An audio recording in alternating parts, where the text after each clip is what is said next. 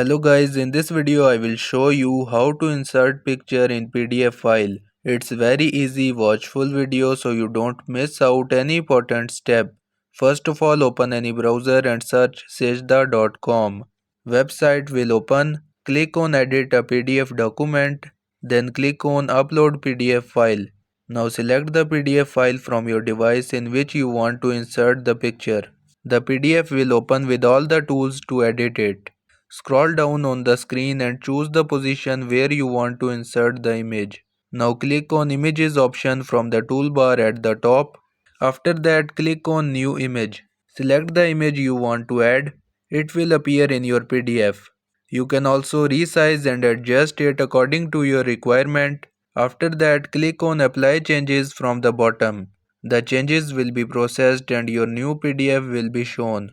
Scroll down and now you can check here that the picture has been added. Now to save this PDF, scroll up and click on Download. Your PDF will be downloaded. You can click on it to view it. And this is how you can insert picture in PDF file.